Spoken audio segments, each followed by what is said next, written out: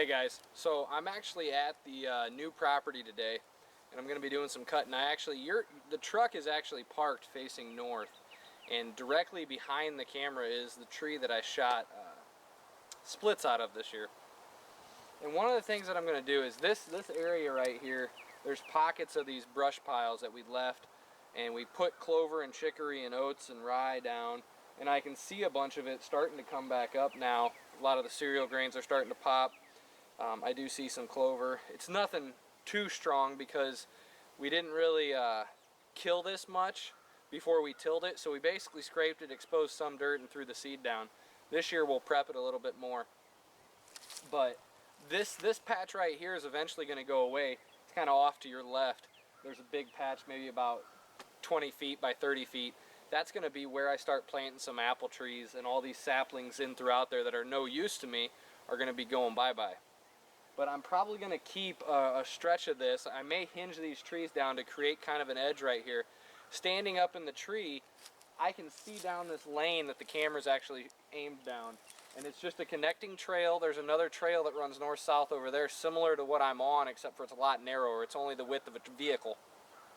And there's a couple more of those that kind of go back and forth between these two trails. But what I want to do is, on over that direction is the pond. Once you get through that edge, you only got about maybe 20-30 yards at the most till you hit the pond, or where the berm starts around the pond.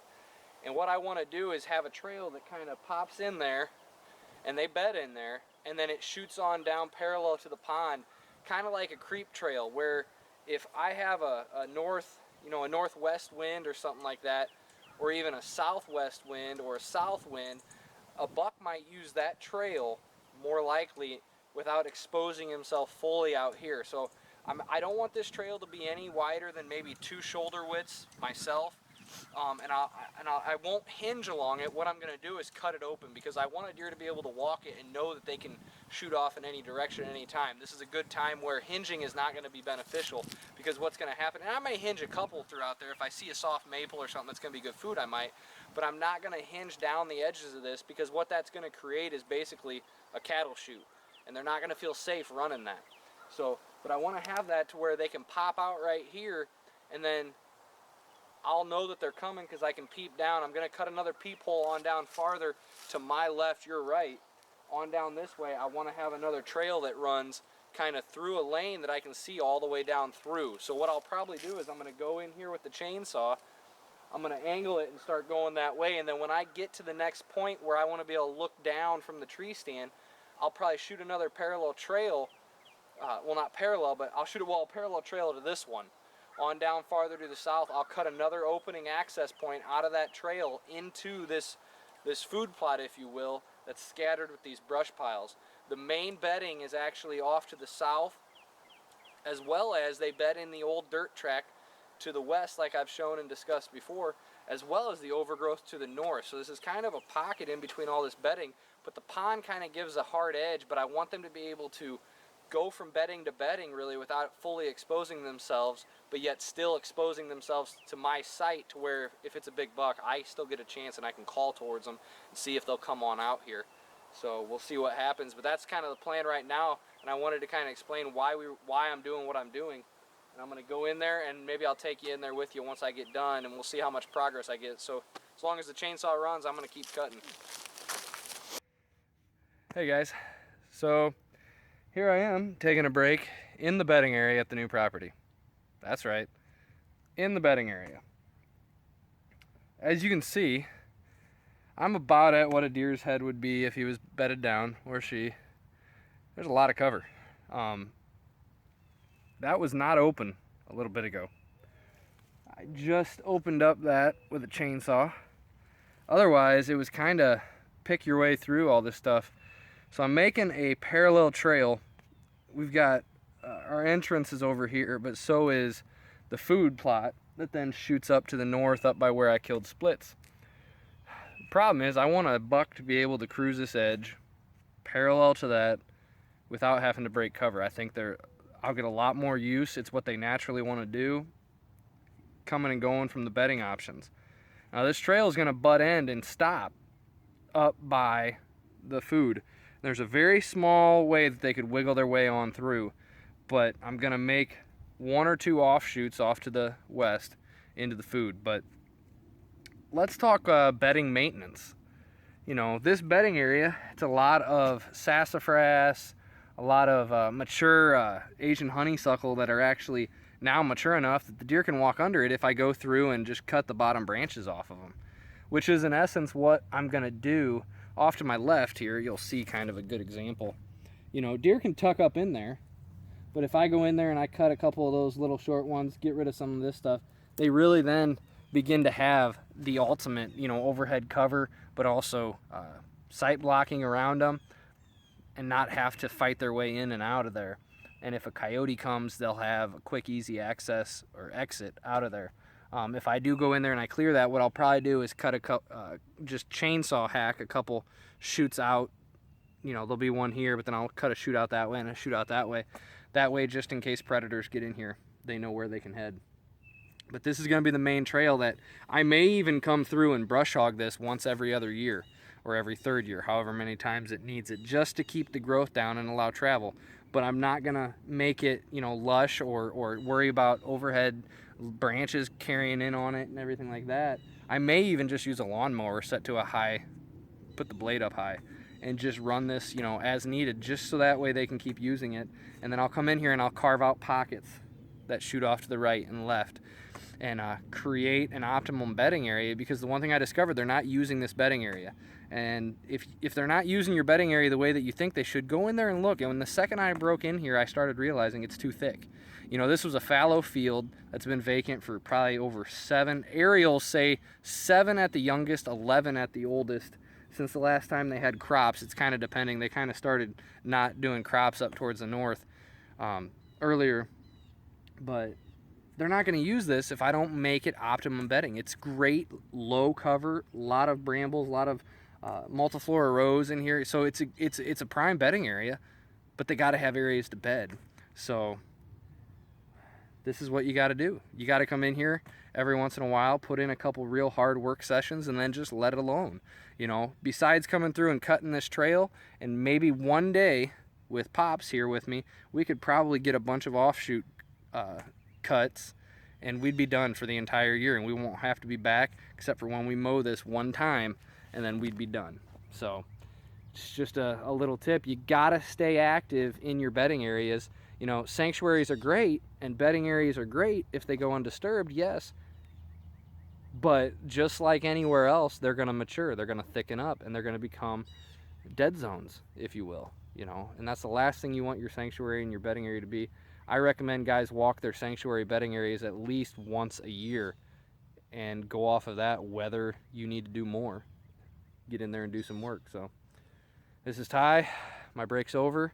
It's time to fire up the chainsaw a little bit more and get busy. Still got about 2.5 hours of daylight. So God bless and good luck out there, guys. This is the time of year where you get the most done. Hey guys, so I wanted to take you on a quick walk, kind of what I've done, and I'm actually going to start, the truck is actually quite a ways away. I'm down south in a spot back behind me. We actually brush hogged out an opening where I'd like to get some switch bedding in a bag by Real World Seed, possibly get started in there. Maybe even open it up a little bit more this year and really prep that to take this next fall. But this is where I wanted it to come out. My line's about 50 yards to my left or the west, your right.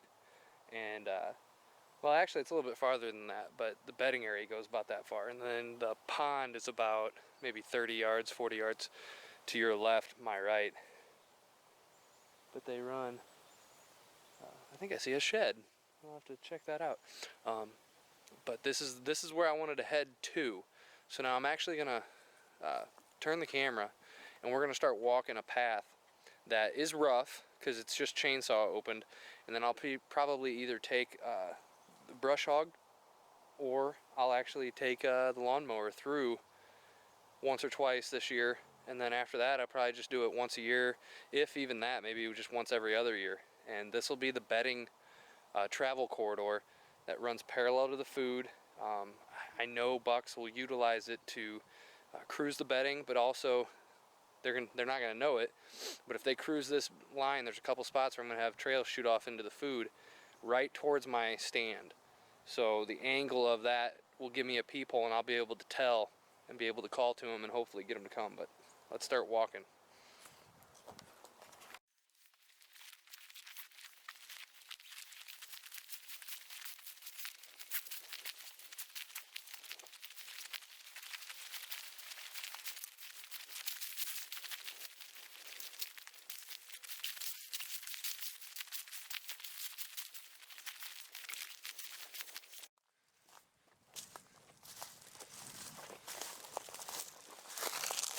All right, now this is the first opening. I'm going to try to zoom in to the tree stand.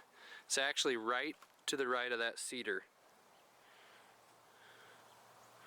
That's the tree, that's the top of the oak that the stand is in. For orientation purposes, that white thing is my truck. So that offshoot to the truck that you saw earlier is on up this drive. But this is the first one that I'm going to cut open, and that trail is actually I'm going to extend this trail right on up through there, and it's going to go to the right of the cedar and then pop out by the scrape where Splits was shot. So as you can tell, that's going to be just an awesome sneak trail route. And right up there you can kind of see in between those two trees that are sticking out, I've got a path that's cut back there, not big enough for the brush hog, but it'll be a trail. And I'll use my chainsaw and I'll make sure to keep it open. I might even take some ground clear and spray in there, maybe this June or July, just to keep the growth back. But that trail will hook in there, loop in, and then go south and connect with the bigger trail that I'm going to brush hog or use the lawnmower on. So it's just a small little off-season tactic that I wanted to try to implement. You know, I don't want a buck to have to feel like they have to walk out into this open food plot, but yet still utilize this area and give me a chance to hunt them, and hopefully give them the mindset that they can move a little bit earlier, and maybe I can have more of a chance to see, you know, a buck like Big Dave or something like that. So I think that's all I got right now as far as this little job goes. So I'm not sure what more I'll bring with you this time. But I'm going to head over to the food. I'm going to do some shed hunting over there, check some cameras, and just kind of check on the property, and then I'll be getting out of here for the day. Good work day. So, you know, these quick afternoons after church kind of get a lot done leading up to spring green up, when we're going to be thinking food plots and all that good stuff. So this is Ty. God bless. Good luck out there.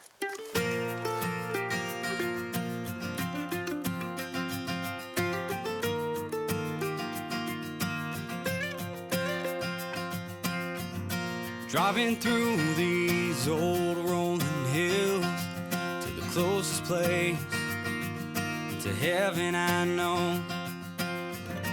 Heading north through Kentucky to the only place I'll ever